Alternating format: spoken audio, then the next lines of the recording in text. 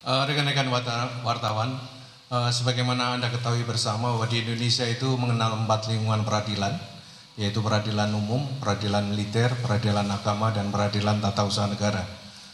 Untuk militer itu kemudian ditindaklanjuti dengan Undang-Undang Nomor 31 tahun 97 tentang peradilan militer.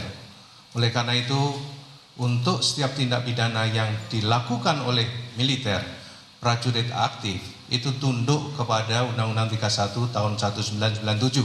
Selain itu juga tunduk kepada Kitab Undang-Undang Hukum Acara Pidana Undang-Undang Nomor 8 tahun 81. Jadi pada intinya tidak ada prajurit TNI yang kebal hukum, semua tunduk kepada aturan hukum.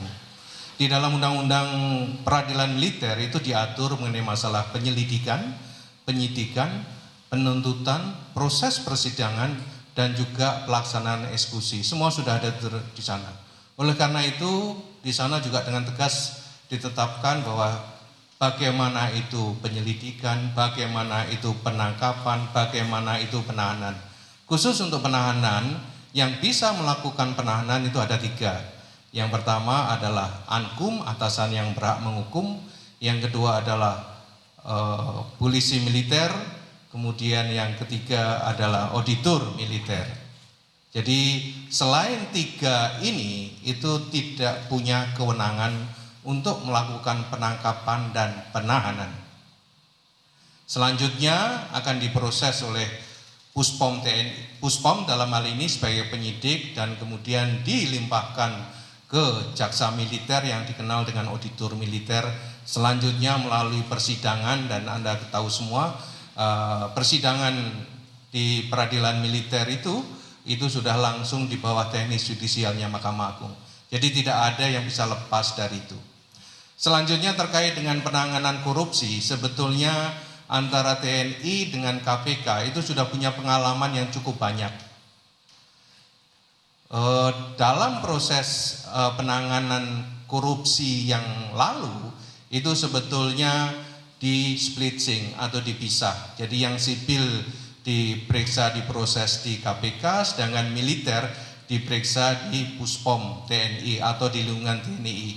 Di dalam proses pemeriksaan penyidikan, KPK ada di dalam ruangan yang sama dengan penyidik Puspom TNI.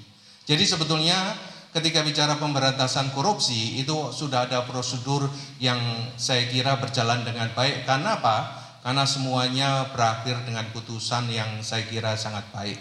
Di dalam perkembangannya dibentuk Jambidmil. Jambidmil itu sebetulnya dalam konteks koneksitas.